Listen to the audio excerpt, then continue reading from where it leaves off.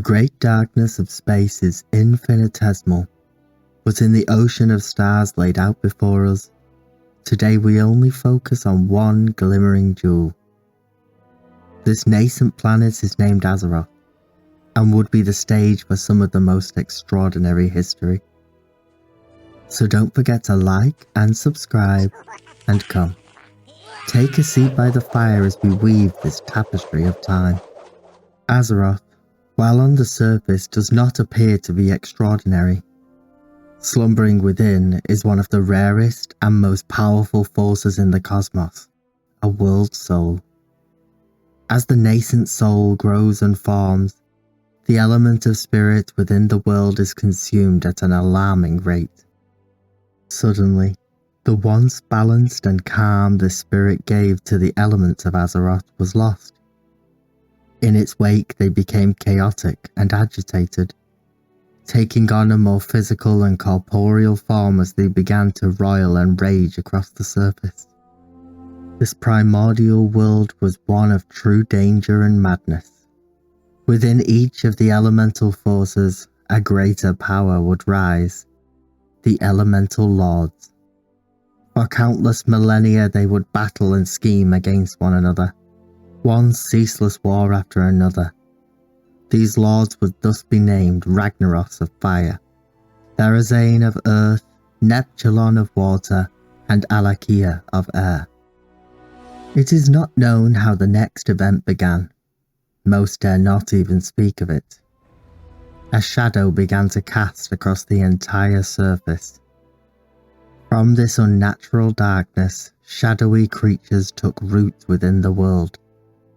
Eldritch abominations, composed of mounds of flesh and teeth. They would come to be known as the Old Gods, and they were hungry. Like the parasites they are, they began to feed upon the world soul, corrupting all who came into contact with them. Even their blood was a gift for those unfortunate enough to be infected. Two races sprang up from this darkness. The first is the Naraki, known as the Faceless Ones, cunning, intelligent, and fanatical. The second is the Akia, resilient insectoids that would become the bulk of the Old Gods' forces.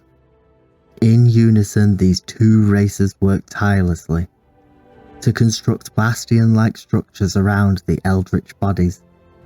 As this civilization grew and spread across Azeroth, it became known as the Black Empire. The elemental lords began to see this new empire as a threat, and for the first time they would unify against the coming shadow.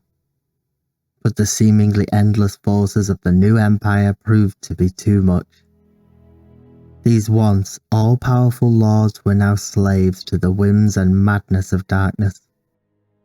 Like a second skin, their sickness enveloped the world. But whether by happenstance or destiny, the powerful ruling elite of Order, the Titan Pantheon, discovered Azeroth. What they found shook them to their core, and they would not let this world soul die or be corrupted like Sargeras had done. They believed that direct interference would ensure the utter destruction of the planet, and so they utilized one of their greatest tools. They created a series of constructs on the planet and imbued them with a portion of their power. The Aesir and Vanir were metal and stone constructions, born from the crust of Azeroth itself and given life, bestowed with both the strength and skill to create Titan-forged armies of their own. And so the grand campaign began. But the forces of the Black Empire were proving too strong, and a new strategy had to be devised. Two of the most skilled magical casters, Raden and Helya, wove a pocket dimension that they would use as a prison. They then targeted and defeated these elemental lords and sealed them away within this now elemental plane. Once there, the elemental lords' need for destruction did not abate, and thus began their own war within, known as the Elemental Sundering. This would last for at least 5,000 years, as far as we know. The elementals are not usually forthcoming to mortals about such things, understandably so. But back on Azeroth, now with the losses suffered from losing their elemental servants, the Titan Forge set their sights upon the old gods and their forces.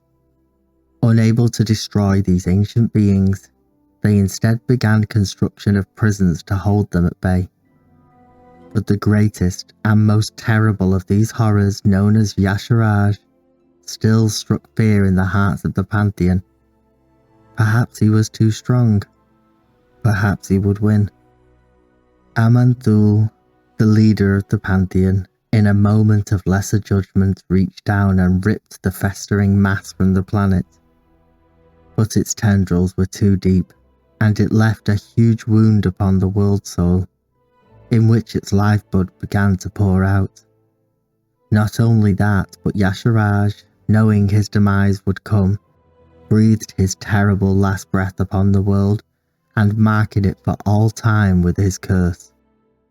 Fortunately, the rest of the old gods one by one would fall to the might of the Titanic army. Sealed away within unspeakable prisons within the world, they began the task of sealing the great wound, using an immense amount of arcane magic and wards that would come to be known as the Well of Eternity. The Titans then began ordering Azeroth, shaping the land and carving the seas and breaking the skies, a place where life could flourish and the world soul nurtured and protected. Their constructs would remain on the world to watch over it, maintain order, leaving within their care a series of failsafes, should the corruption of those jailed escape to wreak havoc once more. Many new races of Titanforged were created for these purposes, from giants to carve the world, to the small stout earthen to survey the deep places. Eventually, one perfect continent was formed, and they named it Kalimdor, the land of eternal starlight. The Titans, now satisfied, moved on to continue their duty of ordering the countless worlds of the cosmos. It is worth remembering that history is often written by its victors. Evidence has been building for some time that perhaps this is not the entire truth of this age, but without further proof, we will have to be satisfied with this, for now. Much time passed, and dates, if any were recorded, are not decipherable by Azerothian scholars as of yet. But as life spread and thrived across the world, among the first of the ancient creatures to emerge was the mighty proto-dragons. With elemental affinities, they nested in clutches across the continent. But something dark was brewing on the horizon. A new threat emerged on Azeroth. One of the greatest of the Titan Keepers, Tyr, was watching the situation unfold closely. A gargantuan drake named Galakrond became a world-ending threat. His cannibalistic appetites gave way to a hideous plague of undeath that was spreading like a wildfire. His form was violently mutating, and Tyr fought against him, losing his hand in one of the more violent clashes. It was only with the aid of 5 truly exceptional proto-dragons that Galakrond and his plague of undeath was stopped. The Titan Keeper would later replace his hand with one of silver, and he would bring forth an idea to the other keepers. After discovering the root cause of Galakrond's mutation to be the blood of the old gods, he employed a process of purification using arcane magic, and with this a means of empowering those proto-dragons who aided the cause, to empower them to become Azeroth's greatest protectors. This would ensure the dragons' loyalty, while simultaneously strengthening their position. Most of the keepers were in agreement, with the exception of one of the Aesir named Odin.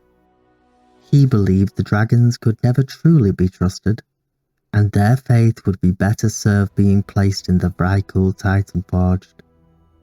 the ones that had so vehemently fought against the old gods in the first place. A vote was cast in favour of Tyr's plan, and thus the dragon aspects were born. Alexstrasza, the queen of the dragons and matriarchal of the Red Flight, was to safeguard life. Izera the Green to watch over nature and the dream. Malygos the Azure to safeguard all magic. Nosdormu the Bronze to ensure the structure of time. And Neltharion the Black to shape the world and watch over the deep places. Odin, however, followed his own plans and asked Helya, who had become more of a daughter to him, to employ her magic once more, cleaving off a portion of one of their great facilities and casting it up into the heavens. He named it the Halls of Valor, and would offer those worthy souls an afterlife of joining his endless army, named the Valajar. In a dark ritual, he gave up one of his eyes in a bargain with a spirit of death, in order to see into the Shadowlands, to judge those Vrykul truly worthy of a seat. But to ferry the souls here, he would need beings capable of striding between the realm of the living and the dead. There would be no volunteers for this role, and thus it would have to be forced.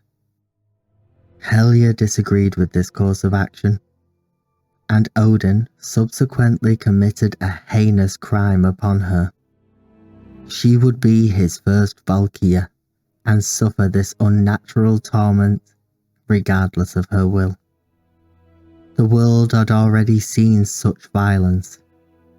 Little did its inhabitants know that this would be nothing for what's to come. But we will be covering all of that in the future episodes. I would just like to take a moment to thank everyone for subscribing, for leaving the likes, the comments. I really do appreciate the support. And don't forget to come back anytime.